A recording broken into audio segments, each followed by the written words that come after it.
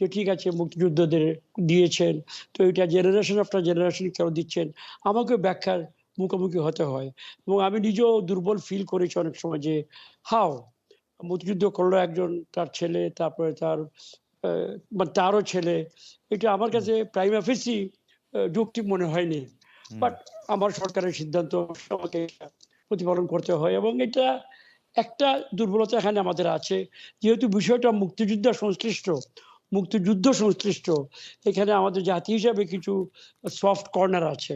সুতরাং মাঝে মাঝে দুই একটা জিনিসে একটু দৃশ্যত প্রপার না হলেও আমরা এটাকে ওভারলুক করি।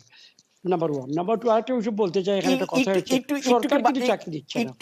একটু কি আমি মাঝখানে বলবো যে আমরা এটা দাবি করি বটে মুক্তিযুদ্ধের প্রতি আমাদের সফট কর্নার আছে, মুক্তিযুদ্ধ আমাদের কাছে অন্য জিনিস, কিন্তু আমরা কিন্তু এই মুক্তিযুদ্ধ নিয়ে যতগুলি কেলেঙ্কারি দেখেছি আর কোনো কিছু নিয়ে কিন্তু আমরা এরকম কেলেঙ্কারি দেখেন। এটা বিদেশি লোকদের স্বর্ণের মধ্যে ভেজাল দেওয়া থেকে শুরু করে ভুয়া মুক্তিযুদ্ধ বানানো থেকে শুরু করে মুক্তিযুদ্ধের প্লট দেওয়ার নামে প্রতিটা ডেস্কে টাকা দেওয়া থেকে শুরু করে আপনি মুক্তিযুদ্ধের চেতনা বাস্তবায়নের নামে আপনি মুক্তিযুদ্ধ যেই কারণে করেছেন জনাব আব্দুল মান্নান, আপনিও এটার মধ্যে সর্বোপরি যুক্ত, সেগুলি বন্ধ করে দিয়ে।